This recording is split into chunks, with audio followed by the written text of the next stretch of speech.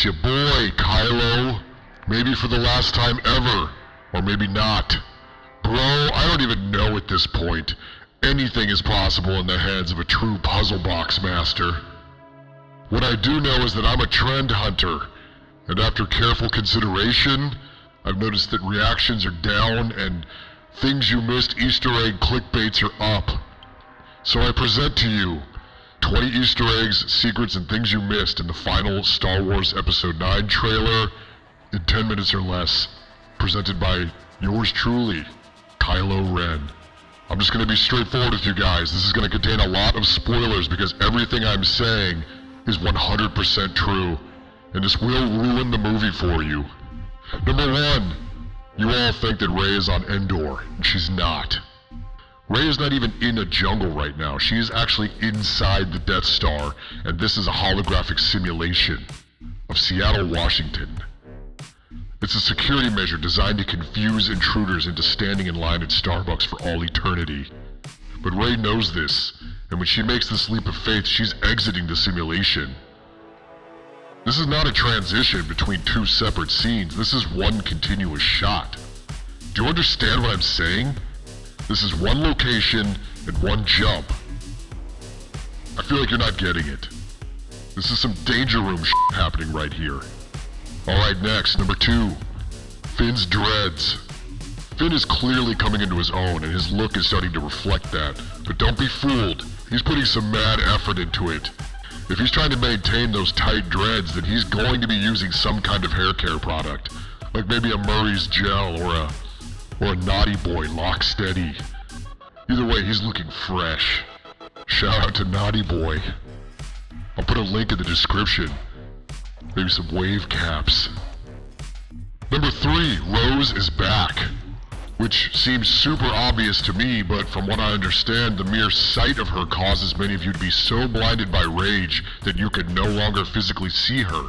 So, you may have actually missed her walking into this shot. Number 4, the Death Star is not where you think it is. This ties back into number 1 with the whole Endor misdirect. As you know, all the planets in the universe are only made of one thing. There's a sand planet, forest planet, lava planet, snow planet, city planet, and of course, cloud planet. The remains of the Death Star are clearly on an ocean planet, and as we all know, there's only one ocean planet, and that's Kamino. Sheev Palpatine force-piloted the remains of the Death Star there so he could make use of the haunted clone processing facility. This isn't confirmed yet, but if I am right, you heard it here first. Jango Fett's clone ghosts are going to play a really big part in the conclusion of this story. Number 5, I'm really wet. Listen, I know how this looks. I'm wearing a really thick, extremely absorbent material that is completely soaked in water. Why? Why would I do this to myself in the middle of a life or death fight? The truth is, the last time I was topless in public, I was body shamed into oblivion. There's still new memes coming out to this day, and I'm not over it. So even though walking through these waves is adding easily 6 to 10 pounds to my weight, I'd rather deal with that disadvantage than hear what you assholes have to say about my weird torso. So, if I lose this fight, which I won't, I'm gonna blame you guys for it. Number 6, what is this thing? I'm calling it Palpatine's Bastille of Loneliness. When he crashed the Death Star into Kamino, as we already established, the impact was so strong that it blasted a bunch of water into orbit, causing it to form little ice islands. Palpatine commandeered one of them and turned it into his personal man cave so he could get away from all those ghosts down on Kamino. All those little pouting, frowny-faced ghosts of Jango Fett. Guys, that whole army was just Jango Fett. Just ghosts eating cereal forever, for all eternity. Just with the sourest pusses I've ever seen in my life. Eating this cereal like a boss. What was with those guys, man? They look so pissed off eating that cereal. It's just breakfast, bro. Relax. You're too uptight. But I guess that's what you get when you make an army out of just one guy.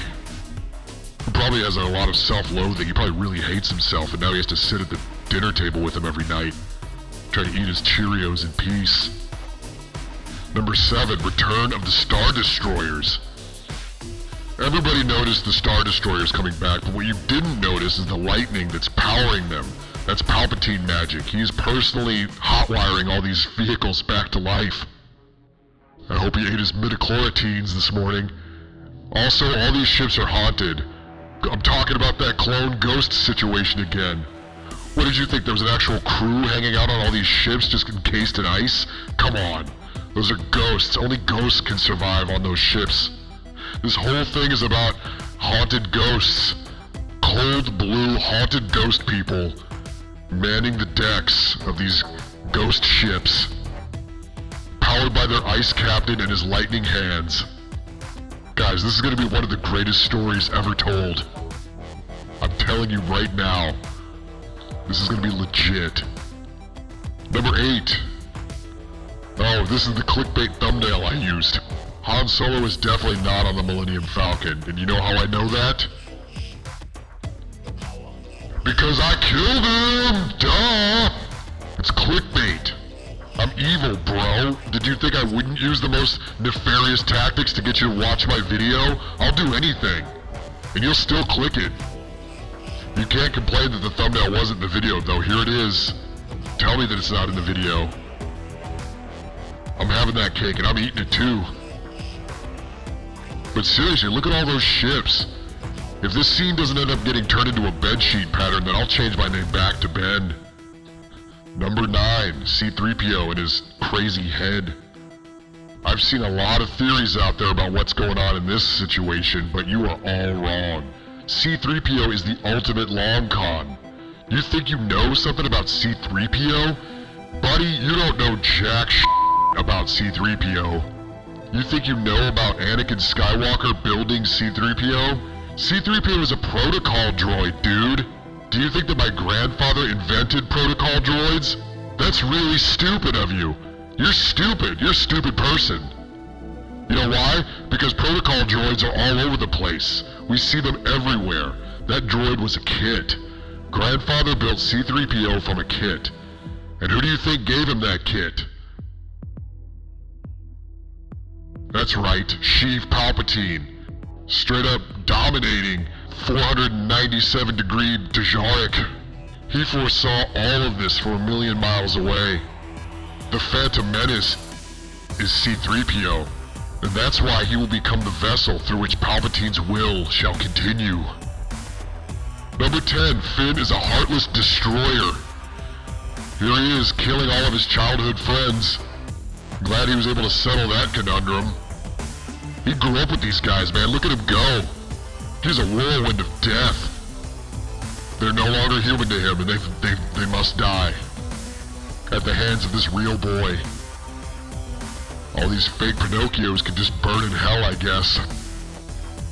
Number 11, hold your horses.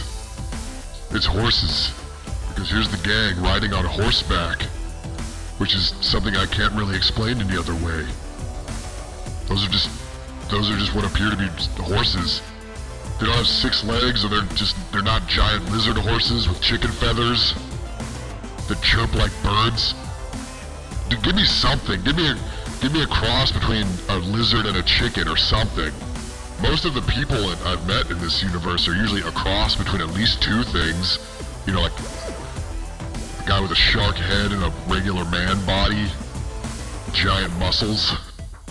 Or a guy who's like a bat with a man's body, or maybe even like a walrus on a man's body,